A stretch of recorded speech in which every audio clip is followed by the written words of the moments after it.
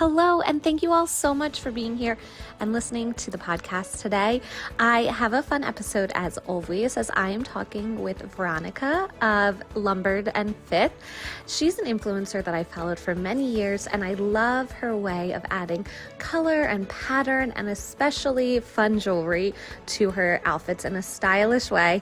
And I had the pleasure of getting to meet her and hang out with her in person a few months ago when I went to Aspen Snowmass with the brand Mestiza, and I just absolutely hit it off with her and loved our conversations. So I'm thrilled to bring them to you today because in addition to being an influencer, having fabulous style, she also has a iced tea brand with her husband and a background in working in beverages and sales. So I think she brings a really unique and multifaceted view to this interview, and I can't wait to share it with you. So without further ado, let's get into this week's episode. All right, so why don't you let everyone know who you are, where you live, and what you do? Okay, so I'm Veronica Levy. I live in the Bay Area, just outside of San Francisco, and I run Lombard and Fifth, which is a style blog and IG page where I share fashion, lifestyle inspiration, and I have been doing that since 2013, which Oh seems. my gosh. I love it. And I had the absolute pleasure of getting to hang out with you in Aspen Snowmass with Mestiza. I'd been following you for a long time, but it was so nice to meet in person. I get to hang out with you, and I immediately was drawn to the way you accessorize because I love color. I love, bold, fun jewelry, and I know you do too. Oh yes, absolutely. In fact, my off camera, you will see there's like just racks and piles of just beads and pearls, and there's a lot over here. There's a lot I going on. love it. We're kindred spirits. Uh, so I'm curious, before we get into, your blog and your tea brand and everything, which we'll talk about, tell me a little bit about your childhood growing up. Were you someone who always was into fashion and style, or maybe entrepreneurial even at a young age? Tell me about growing up. Yeah, so I one of my earliest memories is my mom shaved my head when I was little because somebody told her that it would grow in thicker, Oh and my my twin gosh. brother had really thick hair. So I remember I would, FYI, I didn't grow back thicker. It was just I looked like a boy for 3 years. So I would take these scarves and tie them around my head and run around the house with like three skirts on and just kind of do all this like, avant-garde stuff and go, look, it's my hair. It's touching my back. It's finally long, and just steal every accessory from my older sister. And it was just, I was that kid. I was that Yeah. weird like creative kid that you know probably should have toned it down a little bit. Like I would go to the grocery store with my mom, and she would always let me dress myself and always encouraged all this nonsense. And I just got such a dopamine hit or something from just beautiful things, just clothing and accessories. And I have an older sister who's 9 years older, so she was like she was so cool. And when she would be out of the house, I would literally sneak into her room, put on all of her makeup, nail polish, like literally do a whole thing, and just like look at myself in the mirror and I go, oh my God, I have 10 minutes left till she gets home. I got to take all of this off now and pretend it never happened. Like nail polish and everything. Really? Oh my So gosh. I was in trouble sometimes for like, stealing makeup and all that kind of stuff. I love that. It sounds like you always loved fashion and had a sense of style. But good to know that shaving your hair does not make it grow back thicker Yeah. and fuller and faster or Yeah. anything. PSA, guys, please leave your kids alone, especially when I have a twin brother. So that didn't help because it was like, oh, your two boys are so adorable. Like, thank you. Yeah, thanks, mom. So then when it came time for college, if you attended, where and what did you end up studying? So my degree is in fashion design. Mhm. I went to the Fashion Institute of Design and Merchandising in San Francisco. I really dreamt of going to New York and going to Parsons or FIT. And looking back now, I should have really went for it, but I think I had some. I'm an immigrant, so I came to the U.S. when I was 13 from Belarus, and I think kind of like the shock of all of that, of just learning the language and not knowing anybody, and um, kind of probably gave me some pause when it came to just being that age where you should just take chances and move and do all this stuff.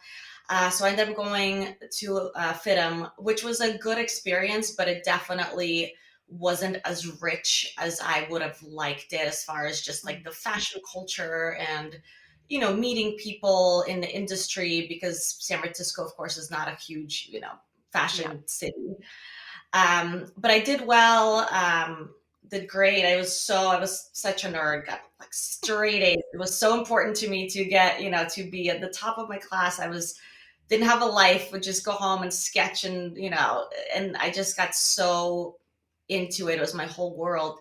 And after graduation, it was kind of like, oh gosh, now what? Because I put everything into just studying as hard as I could, but I didn't really focus on the after. I didn't really have a solid plan of I'm going to intern here, I'm going to do this. So I ended up after school doing a lot of freelance work. So I worked with a small design team that came up with this. It was this wealthy woman that wanted to start a fashion line, and she came up with this idea to do a one dress 50 ways. So I was her designer. I curated all the photo shoots. I kind of did everything. Then I worked with another company putting together their fashion shows, photo shoots. So it was a lot of kind of like bebopping around, and it was great experiences, but it was never, I never felt like, okay, this is it for me. I really have found my space. And mainly because I realized, even while in school, that true fashion design, where you're, constructing garments and pattern drafting and, all of that, it didn't really feed enough of my creativity. I wanted to kind of do it all. I wanted to style and create, but then also wear the clothes maybe, and do the hair and the makeup and the accessories, which is ironic because I think I manifested this job, which did Yeah. not exist at the time. So I was just a little too early, on that train. So after doing that for a while, I actually sort of took a total left turn into the liquor and wine industry, Yeah.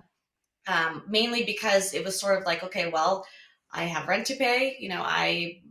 This is not paying all the bills, and I was still doing some stuff on the side, but I ended up almost sort of becoming accidentally very successful in that industry.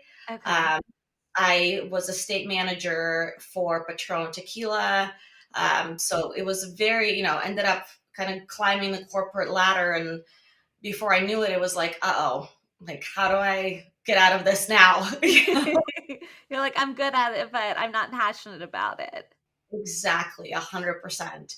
And I do remember so many times literally crying to my husband, like, gosh, what am I going to do? Is this it? Like, I'm very unhappy. And I'm definitely one of those people where monetary success does not equal, success to me. It's more, Hmm. I need that soul fulfillment of doing something that I really believe in and that I love.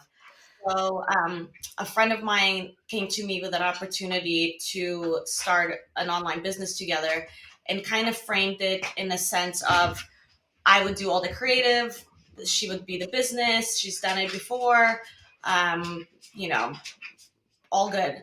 And I was so excited because it was like, oh my God, I've been looking for an opportunity to leave the liquor industry, but it was, I wasn't going to leave that job and do a entry level position somewhere, at Gap or something like that, because I was just already 10 years into a career and had kids, and at that point it's just so much harder to start over.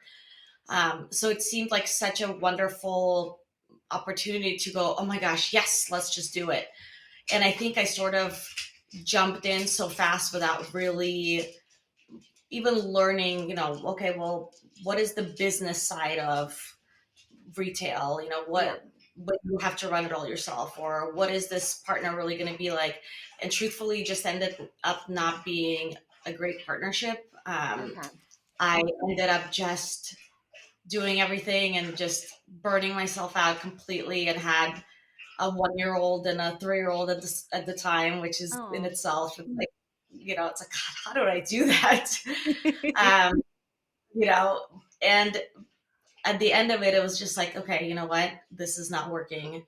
I have to take some kind of a step back, because I have no family work balance. My kids are so little. I am just completely like shutting down, which was really sad, because, I felt at first like this will be so great. And I had all this hope that it would be successful.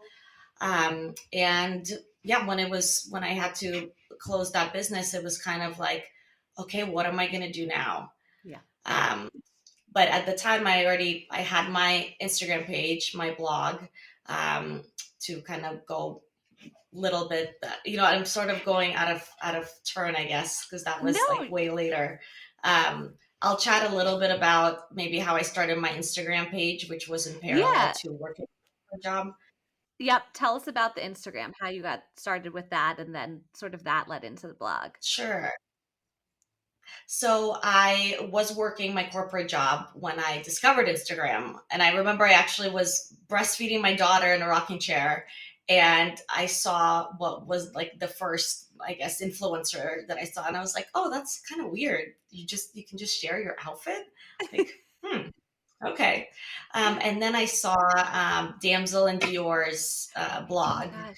And Yes. I just dove in. I remember reading it for probably like 4 hours, like in the middle of the night, and kind of started doing some digging. This was 2013, so Instagram was pretty young.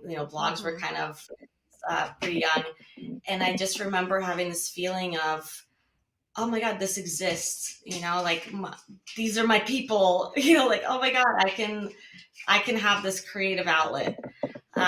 And I started my Instagram page first, and I would just share what I wore to work every day. I would just do a mirror selfie, and just did literally a daily little, snippet. And then I started my blog on my birthday that year, so it was probably 6 months after that. Okay. And my Instagram started growing very, very quickly, before I even understood how, that all worked. When I was just sharing these kind of daily, boring, kind of corporate outfits, or what I thought was kind of boring. And ironically, when I started the blog, excuse me, Doug, um, sorry. And I started sharing more kind of curated things that I really wanted to share. And, um, finally getting to do like photo shoots, and, my dad would take photos with me, and I would wear, Oh. kind of outfits that I wanted to wear that I didn't get to wear in my Hmm. everyday life. Ironically, at the time, I remember going, I thought that, my followers would love this more. But it was kind of like, because now knowing what we know with, just, I don't know, Instagram and what people want to see, Yep. of course, it runs such a big gamut. But for me, it was like, this is a true creative outlet, and I'm going to do what I love, styling and wearing. So to me, it almost kind of, the followers and all of that was very secondary, which is so Okay. crazy to Yeah. say. To me, it was like on a Saturday and Sunday morning, I get to load up a bunch of stuff in my car and go run around the city and take photos and change in my car into 5 different outfits and have matching backdrops. And that just fed my soul. Yeah, it was like kind of having your own magazine essentially, right? That you had all the creative direction yourself. 100%. In fact, it's funny you say that, because all of my, if you would look at my high school diaries, it literally looked like I was trying to be an editor of a magazine. And in fact, I wrote a lot, like that would be my dream job. It was just a ton of like collages and, mood boards and, curating things. So I think that's what made me so happy that the space existed, because it was like, oh, I can channel this into something instead of just literally, going to a vintage store and, playing dress up and then Yeah. going, okay, back to my regular life now. So at what point then, once you have the Instagram created, you said like 6 months in, then you decided to create a blog. Is that correct? And what was sort of the thinking behind then adding the blog in addition to Instagram? Well, I think at the time, I remember thinking that Instagram, it just was so not really one dimensional, but you just had your one photo that you post and the caption, and it just definitely didn't seem like enough. And I really wanted to incorporate writing into it because I love writing. So I really started out doing kind of a mix of just style posts, but also then some article style, like, almost storytelling posts. Mhm. My very first post I called Into the Rabbit Hole, and it was sort of like how I fell into fashion, but a little bit in a, like I said, like a almost like a very storytelling novel kind of, fashion article kind of way, which I think, kind of goes along with wanting to be, wanting to work at a magazine and being able to do that as well, because the beauty of having your own blog is you can do whatever you want. Yeah. Um, and I No, a really, 1,000%. yeah, and I again, it was just such a truly creative outlet while I did the corporate thing. And I remember, my I had just my older daughter at the time, and I would put her to bed, do all my emails, and then I would edit and write well into the night, probably till like, I mean, at the very least midnight, but 1 a.m. But I was Yeah. so excited to finally have something creative that I truly can say, okay, this is it. It was just like, like I found it. Yes, no. I feel the same way. I think having a blog, and a lot of bloggers started with it just being such a great creative outlet. A lot of people had corporate jobs and had something else they were doing, and they needed this as an outlet. So it sounds like you definitely were the same. Do you remember your first brand reaching out to you and who that was and like what that felt like? Your first collaboration? So I remember this small earring brand reached out, and of course, just for gifting, can we send you something? And I remember to this day, my husband and I talk about it. I was so excited that somebody wanted to send me something, and I was, doing a whole shoot and all this stuff. And my husband goes, "So what? Somebody sent you a free pair of earrings?" And I was like, listen, but to me, it was like, oh, you know what? Somebody likes my style, and somebody likes, wants thinks that it aligns with what they want to show. And it was a very kind of avant-garde brand, was like feathers and these big earrings. And it sort of felt, of course, like you're being seen by an audience that you would hope to be Hmm. seen by, and I think that kind of stuff, like these smaller brands, really gave me the confidence to go, you know what, I can go in whatever direction feels right to me. Because at the time, a lot of Instagram was, and it is still now, like the big sort of, like the just the Nordstroms of the world that the girls would be showing, or now. So then when was the moment that you realized, you were onto something and you could do this as a full-time job, like leave the corporate job and really focus on being an influencer, being a blogger? Like when did you realize that? Well, I worked on my blog and its page for a solid probably 5 years in parallel to doing the corporate Hmm. thing. And then I actually was able to sign with an agency, a management company, Lola and Ivy, who I'm still with. They're wonderful. And now it's been, oh my gosh, like 10 years almost, I want to say. Wow. So I think once I signed with them, everything kind of changed because I went from not even knowing that you can, I mean, I knew you could charge brands, but I was Hmm. terrible at that end of it, So for somebody to come in and say, okay, wait, we're going to take that part over, you focus on the creative. And also, of course, then the world of PR contacts opens up to you. So they're able to pitch me to brands that maybe I wasn't even aware of at first. And yeah, that really changed everything. And I still had my corporate job for 2 years while I was working with them. So then that was really crazy because I would literally, of course, say yes to so many things and then work all weekend long, and just work myself into the ground. But it was great. I really had the best of both worlds. So in 2020, I finally was making more money on the blog and the Wow. Instagram than I was in my, at the time I worked for a champagne house. And I just went, okay, first of all, I just cannot keep doing this anymore. Mhm. Like I am going crazy. I'm not spending enough time with my kids, so it was like something had to give. And yeah, January 1st, 2020, I gave my notice. And then, of Wow. course, COVID happened. Yeah. But I mean, I think what's important there is so many people think things happen instantly, like people have instant success. And it's like, no, you were on Instagram, you were on building a blog for many years and simultaneously having another business and another career while you were building it. And that's same with, me when I launched my PR business. I initially was working at an agency and freelancing on the side. So I think in today's world where Instagram and social media makes things seem so instant and at the tip of our hands, it's not really the case a lot of times. It's a lot of work behind the scenes and like working to careers essentially. So I think that's a great takeaway there. Absolutely. I always say, even now, it's sort of like an iceberg, where what you see posted is literally just a little tiny tip of it.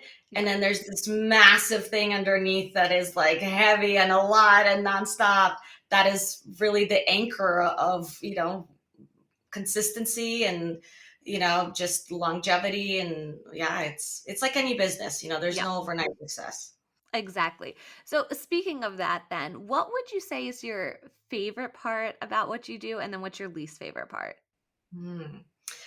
My favorite part for sure is when I am like hanging new things up on a rack and then I go, okay, this would be great with this, or oh my God, look at this beading. I'm still that kid that, like, I remember just being so excited to look at a new item of clothing, So when things arrive or I'm working with a brand that I'm so excited to work with and I get to try something on and style it and just sort of like, oh, what about this with this necklace? I just still get such a kick out of it. It just literally gives me like a physical sensation of joy. Yes, I love that. It's like Christmas morning every time, right? When you get a new package. So yeah, And definitely this actual styling and shooting and days where I really am just, in the element of making and creating. yeah. And then the flip side to that, what's the worst part? I think the flip side, like we were just talking about, there's so much underneath, the Yeah. editing, the all the back and forth. And I think I'm sort of perfectionist where I take too much on, where I go, oh, I'll handle this and I'll handle this. So I end up doing a lot more than I probably should be doing myself. And I do feel like sometimes I kind of get bogged down in the, sort of the unseen of it all. Yeah. And it doesn't leave me as much time on the fun and the creative and the, really the fashion of it all. No, that makes total sense. And then I want to ask you one more question related to the blog before we switch over and talk a little bit about your tea brand. But I'm curious, what's been a pinch me moment in terms of the blog? Like a great brand that you've worked with, or great collaboration or trip or shoot you've got to do with it? And then what would be a dream one? Oh, gosh, I think it's so hard to pinpoint one because I feel like I've been so lucky to have so many pinch me moments. I think when I first started working with Needle and Thread London, who I worked with now for probably a solid like 7 years, um, they reached out to work with me on a campaign.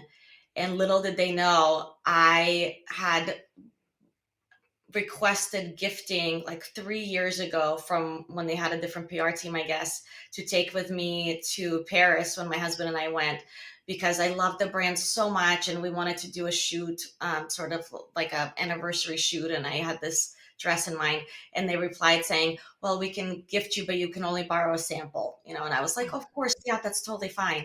So, fast forward about 5 years, and they reached out to work together and do like a long-term partnership.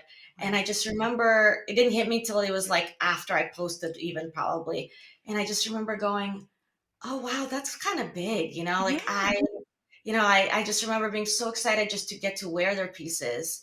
And now I'm working with them, and then working with them again, and I'm still working with them, actually shooting with them this month.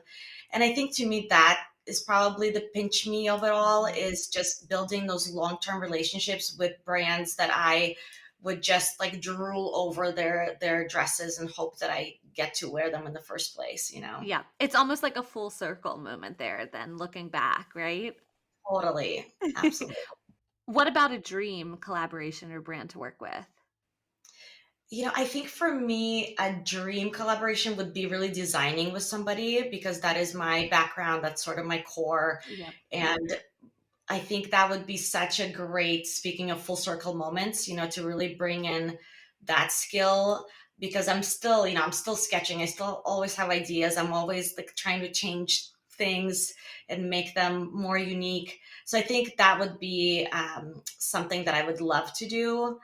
And there's certainly so many brands that are doing that these days, Mhm. like Dillard's being one, working with, Antonio and Milani. Like I love all of their collections. So yeah, something where I could really connect with my audience in a deeper way, where I Mhm. could really say, this is, I created this for you. Yep. I love that. We're putting it out into the universe and manifesting you working on a design collab with someone. Now let's talk about the tea brand. I found it so interesting. When I was there with you guys in Snowmass, I got to meet your husband and learn more about you two, and you two are so cute. So tell us about this other endeavor that you have. Yes, so Soulstice Iced Tea, we started right before COVID hit as well. Um, and it really started as, we kept talking about doing something. And it was definitely also like a side hustle, because my husband is in the liquor industry still as well. And it actually was great to have happened during COVID, because we had more time to kind of sit around and, swap ideas. And the reason we went with a beverage is, of course, we are both have been in that industry. We know how it all works. But we didn't want to do an alcoholic drink. We wanted to do something that is, in a really almost in the wellness space. Hmm. Um, I remember looking at iced teas and going, oh my God, there's more sugar in most iced teas than a soda. And just being Yeah. so like, what? And I'm a huge tea drinker. So it's kind of like, let's dive into this category and just see if we feel like there's a space, because everything is so overly saturated. And we kind of went, there is a good space here for a better for you tea. And we started looking into how can we make an organic tea that's brewed from leaf, just everything that we felt could be better made. Um, and we made our first run, did it in glass bottles, which is, now we're in a can.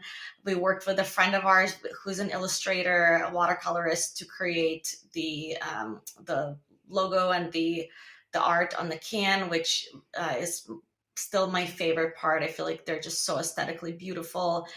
And we sort of started really, really small. And within the first year, got it into Nordstrom restaurants nationally, Wow. and really worked on that sort of more corporate level, where, we really approached our existing contacts, worked with a lot of local restaurants and regional restaurants, and really, really built it from like really the ground up, just really relationships and talking to people. And yeah, so now we're still going. We just had, the runs just keep getting bigger and bigger. My goal for this year is to really lean into doing more events, to really get it out there in people's hands, and just really go for it, because I feel like we have a really great product. And I think we both, for a while there, were like, we really want to perfect it and tweak it and tweak it, and then really go full on with it. So I really feel like we're there. And being a perfectionist, that's I mentioned that. Like, not yet, not yet. I really have to be able to stand behind this. Yeah. So it feels really, really good to now go, oh my gosh, we have a great product. Let's really get it out there. So I'm excited. Definitely. Oh my gosh, it sounds amazing. I need to try it sometime. And that's so exciting. I mean, Nordstrom is huge, and I feel like that combines like your world too with fashion and style, and full circle again. I feel like that's the theme of today's podcast episode. Absolutely. Yeah. So, since this is the Preppy podcast, I always ask everyone, what does Preppy mean to you? So, how do you describe Preppy? Gosh, I think I'm still very like old school with Preppy, like, Lily Pulitzer and pastels and collared shirts and loafers, and I love me some Preppy. I love it. I think it's really a state of mind, isn't it? Hmm. No, 1,000%. I think that's a perfect answer. Definitely a state of mind. Since you're the accessory queen, I consider you, at least it. What do you have as far as a tip for accessorizing? I think you just style things so well. And we were talking about like a love for vintage. So, do you have any tips for accessorizing well that you could share with listeners? Love that question. For me, it's a lot of trial and error, literally in front of the mirror, where I'll put something on with something, and it just, does it feel right? Does it feel like it's too much, or does it feel like it's almost like you will know when it's the right piece with the right dress? Um, Yes. so I say, really take a little time. While you're watching a TV show or something, put a couple outfits together and really take your things out of the closet, your accessories. I always like to see everything visually. So I have everything kind of hanging in the open. So you really can just grab this, pair it with this, because you really will be surprised about what color combinations work together, what pieces work together.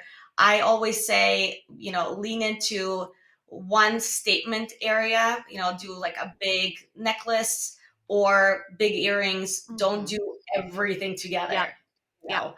know but really play with it. I think that's sort of, going back to like my roots, is I would just play with everything, just, Mhm. and it's so much fun. I mean, have fun with it. Yeah. No, and I agree about the one statement piece. Like focus on that, whether it's a large earring or a large necklace, like not both together. It's too much, Totally, right? totally. There is such thing as too much. Yes.